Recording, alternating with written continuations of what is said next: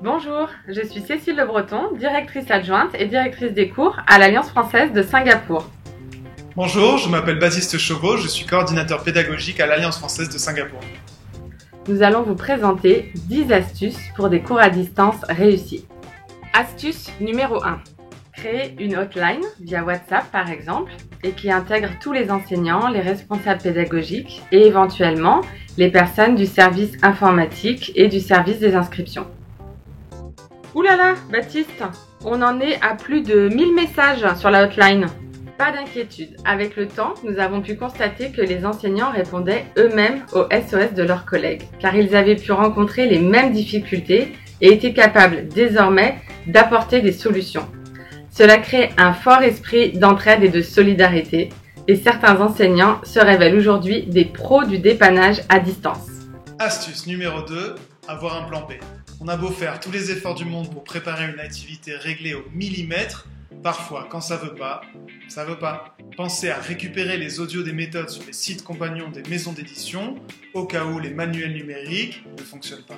Autrement, demandez à vos étudiants de prendre les audios aussi, pour qu'ils puissent faire des écoutes chacun de leur côté, transformer ces activités d'écoute en activités de lecture ou de théâtre si le dialogue s'y prête. Astuce numéro 3.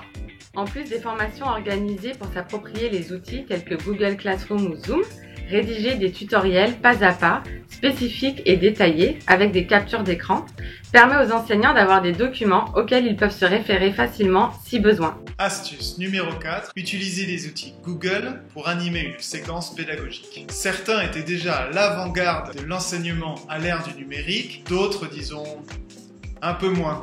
Maintenant que vous y êtes un peu forcé, redécouvrez des outils que vous utilisez déjà et faites des expériences. Avec Google Maps par exemple, vos étudiants doivent apprendre à indiquer des bonnes adresses, indiquer un itinéraire. Alors utilisez Google Maps ou Google Street View, devenez un touriste et faites-vous guider par vos étudiants en temps réel. Astuce numéro 5.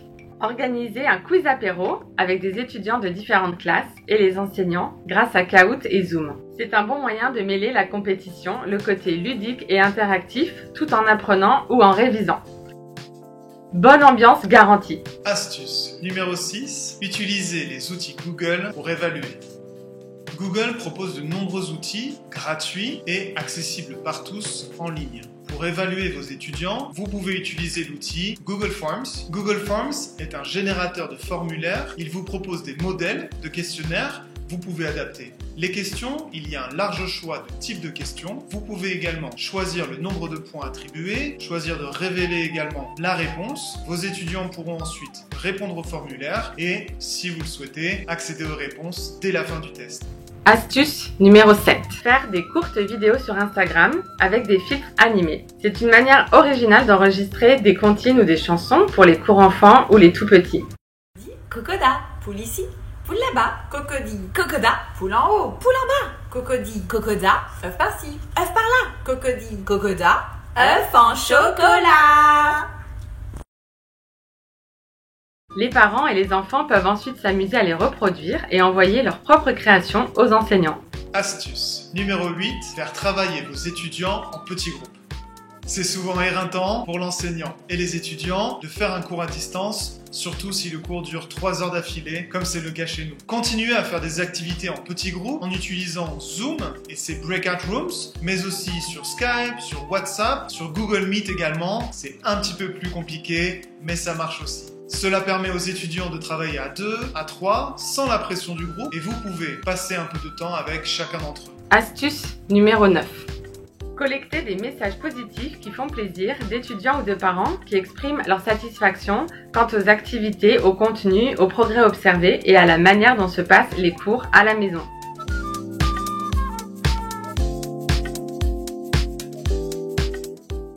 Ça met du baume au cœur, surtout pour les enseignants, et permet de garder tout le monde motivé.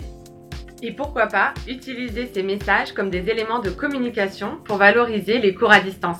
Astuce numéro 10. Jouer et s'amuser. N'oubliez pas, vous êtes confinés, mais vos étudiants aussi. Vos cours sont peut-être les rares occasions, peut-être pour vous aussi, de voir d'autres êtres humains et d'interagir avec eux. Continuez donc à rire et à jouer ensemble, c'est important. Proposez par exemple, pour réviser l'impératif ou le lexique des tâches ménagères, un Time's Up ou un jeu de mime par webcam interposé, éclat de rire garanti. Nous espérons que ces idées vous seront utiles dans votre alliance ou votre institut. Bon courage à tous!